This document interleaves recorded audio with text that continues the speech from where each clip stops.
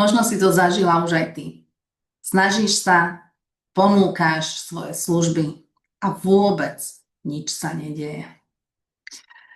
A tak, zo zúfalstva ponúkneš na sieťach svoju službu celkom zdarma. A odozvanie je takmer žiadna.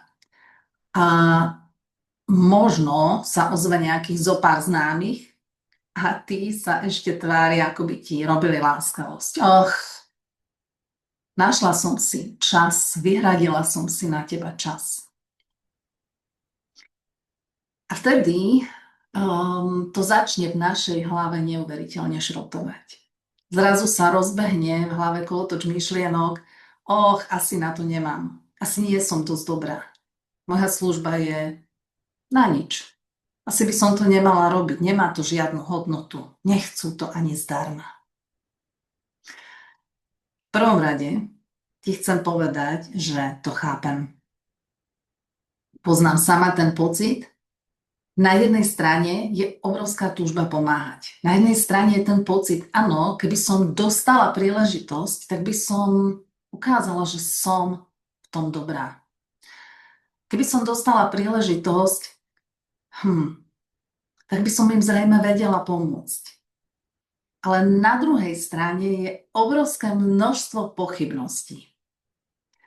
Pocit, že nemám tú hodnotu. Pocit, že možno to nemám robiť. Najmä keď neprichádza práve tá odozva zvonka, keď neprichádza pochvala, keď neprichádza uznanie. A teraz chcem, aby si pochopila jednu nesmierne dôležitú vec. To, že sa tí ľudia neozvú, vôbec nie je meritko tvojich schopností. Vôbec nejde o to, či si dobrá alebo nie. Oni to ešte nemali možnosť zistiť. Za druhé, vôbec nejde o peniaze. Ľudia si kupujú drahé veci každý deň. Kľúčom nie je nejaká super správne vyladená, numerologicky vyrátaná, neviem aká cena. Tou brzdou, ktorú tam máš, je tvoja kapacita, tvoje zúfalstvo a tvoja neistota. Ak predstavuješ svoju ponuku a vo vnútri cítiš, ja neviem, či by som mala, či môžem, tak toto všetko sa premietne do slov. A áno, chápem, že keď si na začiatku, tak ešte nemáš tú istotu, ešte nevieš, ale to neznamená, že máš čakať, až si budeš absolútne istá. Tá istota sa samozrejme buduje praxou.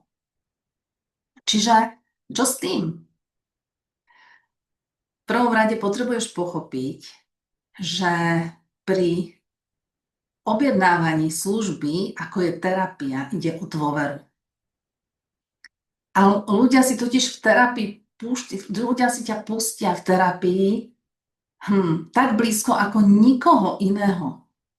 Nikdy nikoho nepustili do svojho intimného priestoru tak, ako terapeuta. Preto si tam nepustia hocikoho. Pustia si len toho, komu veria, že im neublíži. Len toho, komu môžu dôverovať. A dôvera nevzniká z jednej ponuky, robím to a to. Z jednoho nejakého možno úsmevu na sieťach, prípadne z nejakého loga alebo pekného obrázku. Dôvera vzniká z opakovanej skúsenosti bezpečia. Ľudia sa objednávajú vtedy, keď majú pocit, že uniesieš ich trápenie. Keď cítia tvoju stabilitu, keď sa pri tebe ich telo aspoň trošku uvoľní. Čiže ak si na začiatku ľudia ešte nemali možnosť vôbec začať ti dôverovať. Preto sú siete také skvelé. Môžeš si vďaka ním začať budovať dôveru. A to, čo tam dnes vložíš, sa ti v budúcnosti vráti.